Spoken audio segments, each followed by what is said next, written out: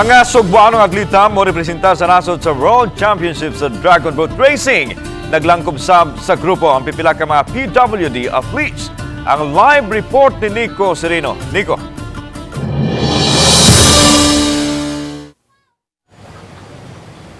Yes, Lan, gihimo karong adlaw ang send-off ceremony ning grupo nga PADS o Philippine Accessible Disability Service Team nga mosalmot sa International Dragon Boat Championships.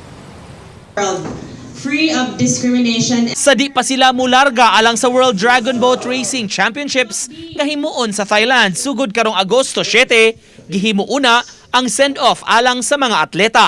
Moabot sa 60 tanan ang sakop sa team. Sagol able-bodied o mga PWD athletes nga taod-taod nang nangandam alang sa kompetisyon. Sa coating ceremony o pagtunol sa ilang opisyal nga uniform, gidasig ang mga atleta sa maong sport ug pagpasigarbog yun sa Pilipinas sa international arena. Determination and empowerment. And for this year, we want to emphasize on the sense of community and communication.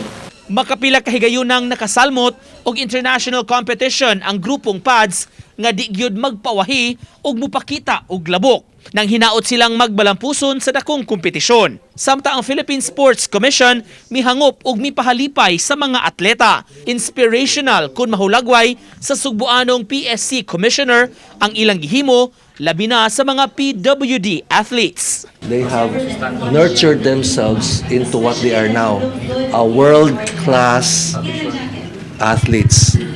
World-class. So I think that's something that not just Cebu will be proud of, but the entire nation. A simple group, a humble group that was able to transform itself.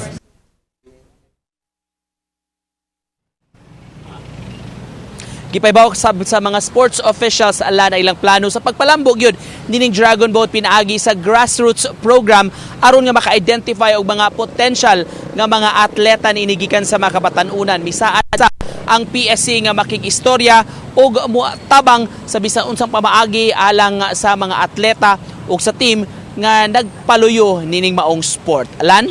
Okay, daghang salamat Nico Serino.